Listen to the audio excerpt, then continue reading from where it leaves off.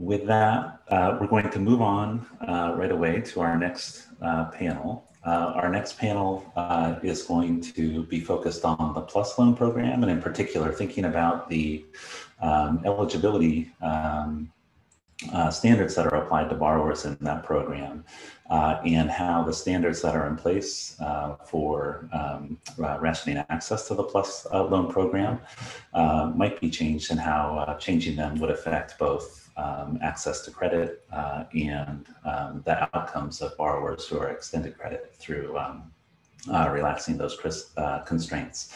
So the paper is by Raj Darolia, who's going to present, and also Steph Salini and Dubravka Ritter of the Philadelphia Federal Reserve Bank. And following their presentation, Rachel Fishman of New America will provide some comments. So let me turn it over to Raj. Great, thanks, Jordan.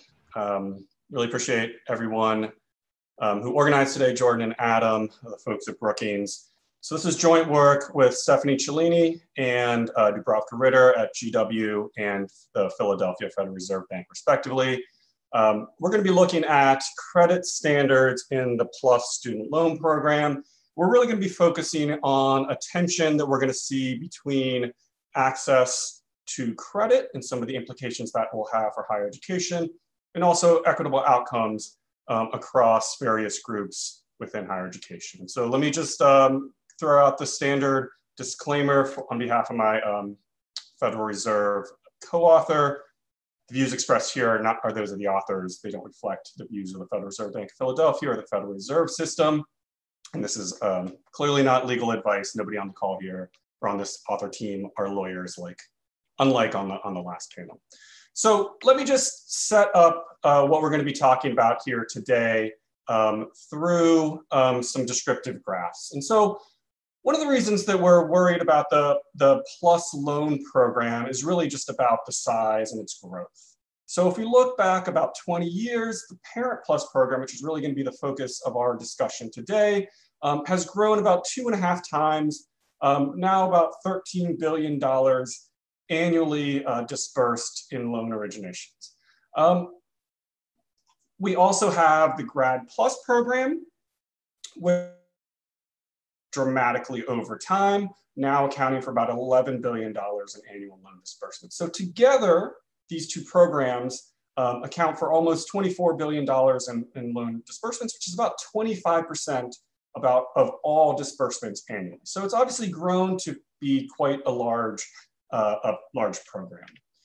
Now, one thing that is unique about the PLUS loan programs, and this is going to be the root of our analysis that we'll be talking about today, is really about a credit check that is inherent in the PLUS loan borrowing program, which is not relevant in our other federal loan programs. And so what we'll see is that we're going to see some trends in our programs, in both the dollars amount dispersed and therefore access potentially to this program as credit standards changed over time. We'll get into this much more in a moment, but what we can see here, this first vertical black line, focusing on the Parent PLUS loan program, is a credit standard change in around 2011, which made it more difficult to qualify for the PLUS student loan program. And what we can see is there was a decline in the amount of Parent PLUS loans dispersed. Now, I want to caveat, and this is going to be true throughout the presentation, that these trends are going to reflect not just changing credit standards, but other economic and enrollment trends that we're going to see throughout the period. And obviously, there was a lot going on during this time as well, right? But as we saw during 2011, we saw that denial rates did increase for the program as it became more difficult to qualify.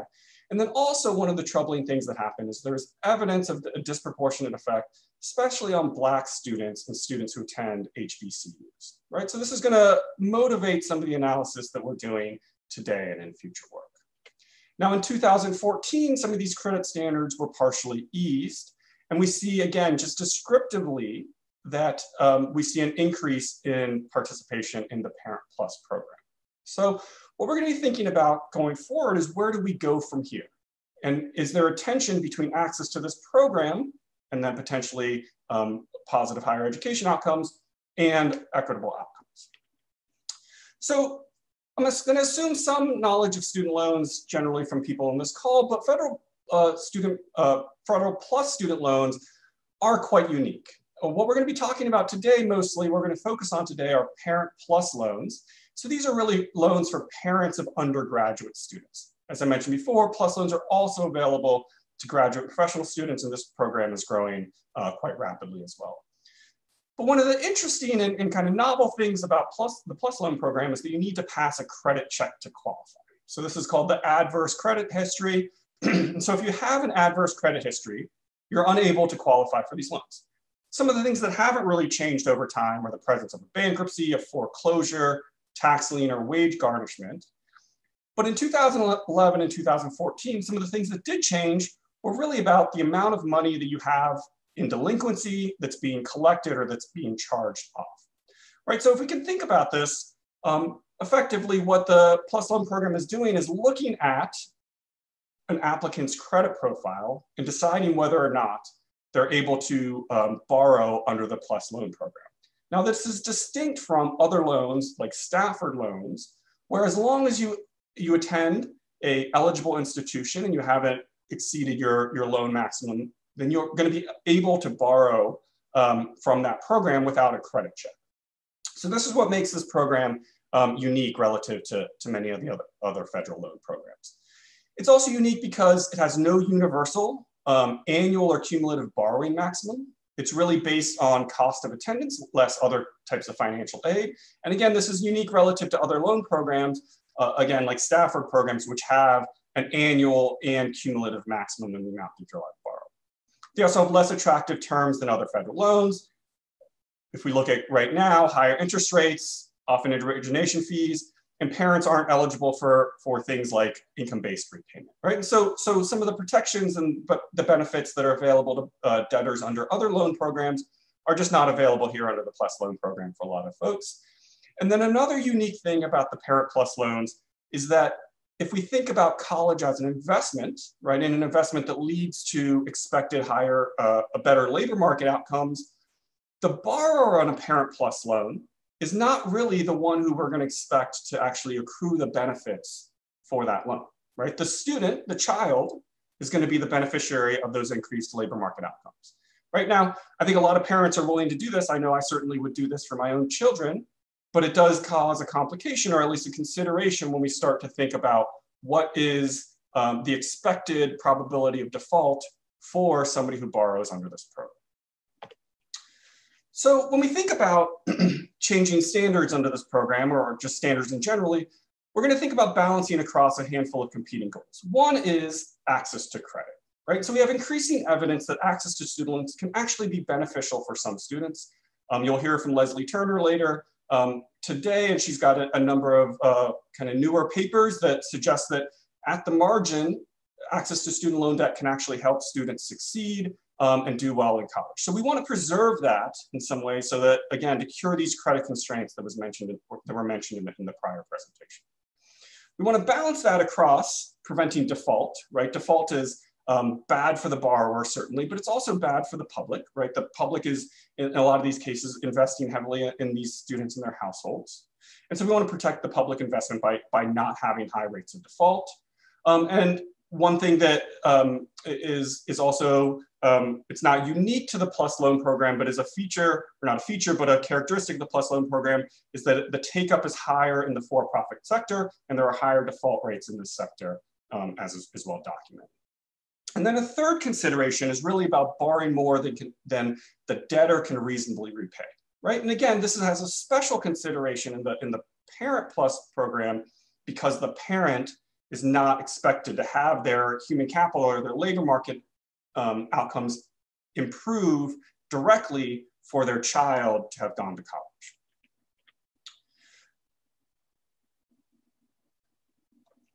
So what I've placed up here is a chart that shows the share of age 45 and older consumers who have an adverse credit history, okay? Now, we're going to use in our analysis the share of age 45 plus consumers for a couple of reasons. One is In our data, which is going to come from the Federal Reserve Bank of New York Equifax Consumer Credit Panel, we cannot identify PLUS loan borrowers with any sort of precision. The other reason for it is what we're trying to think about is potential borrowers, right? If we only looked at actual borrowers in our analysis, then we'd be subject to all sorts of issues around who selects into that program. So what we're looking at here is basically all potential borrowers for this program. We use age 45 as a proxy, as somebody who could reasonably have a college-age child. Obviously, there's error associated with this as well. People younger than this also care for dependents who might go to college as well. But this is our proxy for potential Parent PLUS consumers. Here, the black dotted line in the middle is who has an adverse credit history kind of across all of our consumers in our data, right? And what we see is there is an increase around 2011, and that's going to correspond to economic conditions that are going on at this time as well. But what we see here, the orange line are high poverty tracts. So census tracts where 20% of more are defined as being in poverty. And what we can see here is that the rate of having an adverse credit history post-2011, which means that they would not qualify for the PLUS loan program, expands at a much higher rate than does for all consumers. And we can also compare that to what we're calling low poverty tracts. And these are tracts in which 5% or less of their residents are defined to be in poverty, right? They're also this kind of increase in the number of folks who would potentially fail the adverse credit history standards increases at a much lower rate for the low poverty tracts as compared to the high poverty tracts as credit standards got tougher in 2001. Right, so we see in high poverty tracts, the adverse credit history incidence roughly tripled after this 2011 strict change in the standards, which made it stricter. The next charts we have here are based on the racial and ethnic composition of the tract. So on the left with the blue, this is for high non-white nor Hispanic ethnicity composition of tracts. So the lightest blue tract on the top is for what we're calling high non-white tracts. And these are tracts where 75% or greater of residents identify as neither white nor Hispanic ethnicity. And so what we can see again is that relative to all consumers in our sample, their incidence of having an adverse credit history or inability to potentially qualify for this PLUS loan program is going to grow at a much faster rate than it would for the all consumer sample in the black dotted line. The darker blue line here on the graph on the left is for majority non-white. So that's 50 to 75% of residents who neither identify as white race or Hispanic ethnicity. Again, a little bit lower than our highest majority non-white tracts, but still higher than our all consumer group. And then if we look on the right, this is for Black resident composition of the tracts. And we can see that here the patterns are of similar directions, but are even more striking. And so what we see here is that as credit standards got stricter, the access or the potential access for residents of high poverty tracts and tracts with higher proportions of non-white or Black residents, they are going to be more likely to be ineligible for this PLUS loan program. Right, and so again, we're thinking about the access, balancing access to potential equity implications. The next thing we do in the paper, and I'm just going to talk about this quickly, is we talk about a handful of potential hypothetical scenarios in which we could change adverse credit history standards. So for example, raising the exemption limits on how much you can have delinquent to still qualify for the PLUS loan program, using a credit score cutoff, or considering just the presence of a serious recent event like a bankruptcy. I want to be clear here that we do not predict default. One of our recommendations we're going to have here at the end is just to do a little bit better about having some detailed product and program specific underwriting, but we don't do that in this exercise. What we're going to look at really are just credit scores, and credit scores are certainly an imperfect measure of credit quality, though they are something that's widely used and understood. And so as we look across these various credit standards, these hypothetical standards, what we would expect is that fewer consumers living in areas with high poverty, high shares of non-white residents, and high shares of Black residents are likely to have access, right? So as credit standards increase, again, access will decline. We do see credit standards or credit scores improving then as we change some of these standards in hypothetical scenarios. And so that reflects part of the balance. And then we also do another exercise where we look at different loan limits. So we look at distributions of loan amounts in the data, and again, look at who might have access under certain loan caps under the PLUS loan program. Kind of the punchline here is that PLUS loan amounts appear to be more evenly distributed among communities than if we use something like an adverse credit history standard. And so this might be something that we should think about going forward. But again, this runs the risk of restricting access to funds to some families who may need those funds in order to attend and succeed in college. So just quickly to finish up, to talk about some of the policy implications. There's a policy implication. Raj, forgive me, let me just nudge you to take a minute and no more than a minute, and then we'll move on to the discussion, and you can follow up in the Q&A. Thanks. Yeah, absolutely. This is the last slide. I'll just finish up quickly. There's policy implications that we can think about within the PLUS program, and that could be, again, changing some of the credit history standards or changing loan maximums. We really think there's a need for program and product specific underwriting that will allow us to use kind of the rich data that's available at the Department of Education to really be able to better predict default among observable characteristics. But to kind of solve or to address the root causes of some of the issues that underlay the debates within the PLUS loan program, we don't have to restrict ourselves just to the PLUS loan program. We can think about federal student loan programs more broadly. One of the things we might want to think about is rewriting credit access from the parent who's not the beneficiary of that human capital investment to back to the student. Ease discharge eligibility in bankruptcy, and then just a simple administrative improvement would be to just make sure to exhaust other programs, more attractive terms before turning to PLUS loans. Accountability. As I mentioned before, because a lot of these students attend schools where they might not have expected to have good outcomes, guard against excessive borrowing at these schools. And then again, if we're trying to think about, and James mentioned this in the last discussion, if we're trying to think about some of the root causes of some of the issues, one of the solutions we suggest is just expanding access to other types of funds. And so this would be grant program expansions like the Pell Grant or other programs that reduce the price of college with students at need.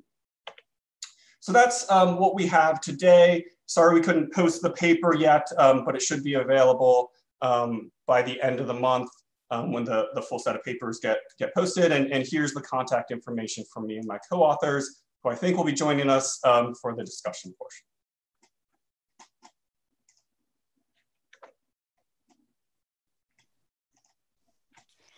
Hi, everyone. So I want to thank the authors for this important contribution to our understanding of how tweaking the Parent Plus adverse credit history check would have implications for who qualifies for the loan.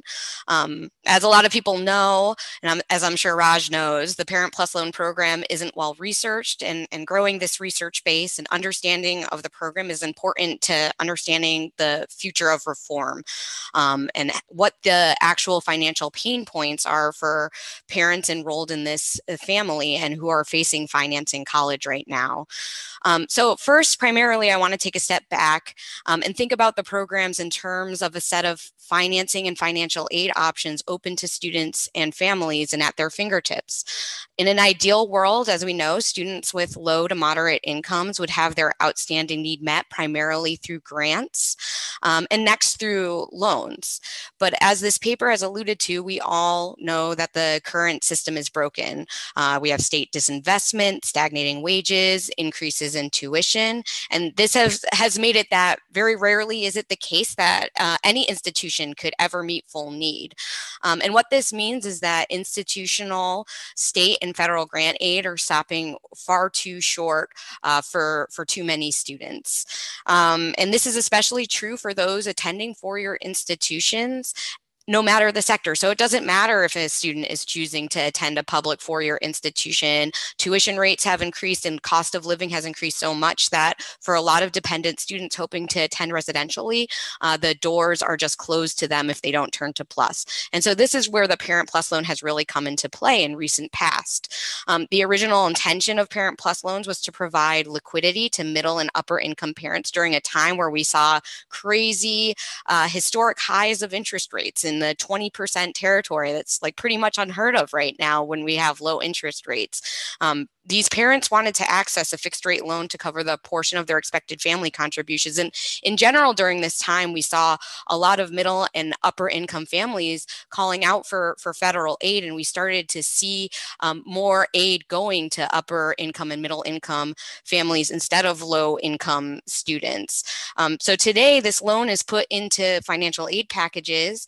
These are often known as financial aid award letters by many institutions, and it blurs the line for students and families of what is affordable and accessible to them. It often shows students that they're going to owe $0 for their education, but this $0 calculation by the institution is arrived at by using parent and student loans in the package and putting students and families into intergenerational higher education debt. So I think the big question we should all be asking ourselves in the field is that, are Parent Plus loans an option that should be used to promote college access? I'd argue no. The PLUS loan is an option that should, the terms and conditions of this loan make it predatory for zero EFC families. First, the federal government knows an ability to repay of this loan from these families. They get this information through FAFSA. Unlike with student loans, where the investment in higher education leads to significant increase in earnings potential for students, a parent's income is likely to remain unchanged, as Raj has pointed out, if their child attends higher education. And the federal government can collect on this loan in a variety of harsh ways, such as through wage garnishment, Social Security offset, tax refund offset. And the program doesn't also have the same protections as student loans, including access to income-driven repayment. So for this reason, I would be concerned with any credit standard, any that eases restrictions to borrowers to obtain this loan. And that's what's suggested by this paper. Any tweak of this program, even something that seems as small as doubling the adverse debt limit, must be done with other student aid reform. So there's been some other suggestions about the PLUS loan program, for example, income-driven repayment for Parent Plus loans, but this is not a sound policy since income-driven repayment exists because of the type of investment, a human capital investment. Student loans are. Parent loan borrowers aren't a human capital investment. Their child is, so their incomes will remain largely unchanged.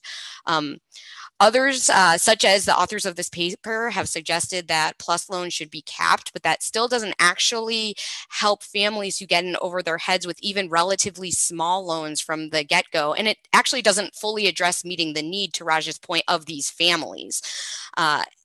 So really one solution not explored by this paper includes adding an ability to repay to the credit check, which is something I've called for. But importantly, I've also said that this can only be done if we expand student grant aid and federal student loans. Really, any path you take with the PLUS loan program leads to having to deal with existing issues with our strained higher education federal financing model, whether that be more loans or more grants, or figuring out a state-federal partnership that brings down the cost for students, or all of those things. In the end, is the real problem that enough parents don't have access to PLUS, and that we should further ease these restrictions in order to allow more low-income families access? I think instead the goal should be to flip this thinking. How do we get more low-income families access to grant aid and direct student loans so that they don't have to rely on the Parent Plus loan program in the first place?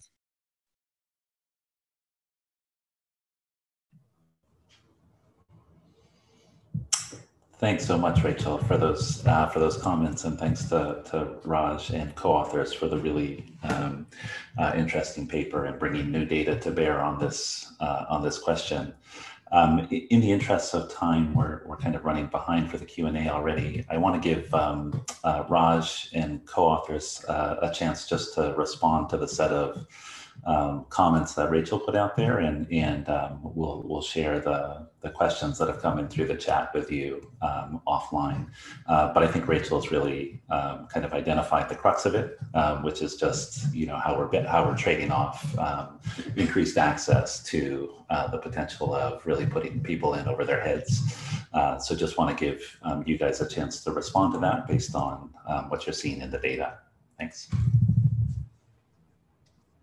Steph or Dubravka, you want to take a shot, or you want me to? So appreciate Rachel's comments, and she gave us some great comments on an earlier draft as well. So we really appreciate that. I do think that, we talked on the team about this concept of ability to repay. I think this is something we're personally, or our team personally are a little less comfortable with. So I think there's a couple of reasons with that. One is ability to repay, I think, is actually still a really difficult concept. And this is part of, we don't have really great measures of what actually leads somebody to be more likely to pay in this space. And so that, to me, it makes it a little more difficult to institute an ability to repay measure. Another reason is that, I do think there is, some benefit to households if we think about kind of the family units for both the parent and the child. It might not be directly to the parent, but I think there is a household improvement potentially if there is more money available to them. But I would say, Rachel's comments are well taken.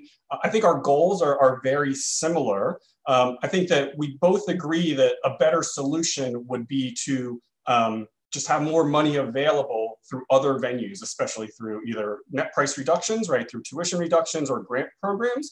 And I think that kind of gets to the root of these issues in a much better way than would other, kind of marginal differences within the PLUS loan program. I think the other thing we certainly agree on is that, if the money can be rerouted to the student as opposed to the parent, that's also a superior option to kind of playing with the margin at the PLUS program.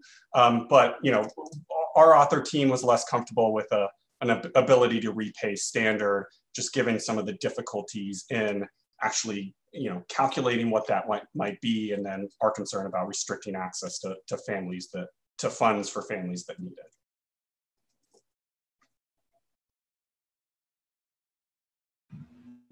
Great, thanks. Dubravka or Steph, do you want to? I might just add, thank you, Rachel, for all the great comments. They are well taken. We really appreciate it. I just want to kind of echo what Raj said. We agree that rerouting to students would be excellent. The other thing is to require, I think, a kind of simple policy solution that I'd highlight here that we like is requiring students to potentially exhaust federal student loans before accessing Parent Plus. And I think that's a simple, kind of straightforward solution that might make some sense moving forward. So we highlight that in the paper. Thanks. So that's all I'll add there. I would add a small sort of nerdy technical detail, which is that it's impossible to find a data source that would allow the richness of adverse credit metrics that we've been able to use and also have the income that you'd need to calculate ability to repay with any certainty. So, that was just a technical restriction on how much we were able to say about that. But I think, both Raj and I have a background in fair lending. So kind of the idea of ability to repay and some of the challenges that come with it probably informed a lot of that thought process as well. But yeah, I echo thank you for the comments. They were really, really helpful. Okay, great. Thanks to all of you. Thanks, Stephanie, Raj, and Dubravka for the great paper, and thanks, Rachel, for a wonderful set of comments. Thanks for watching. Be sure to like and subscribe for more videos from Brookings.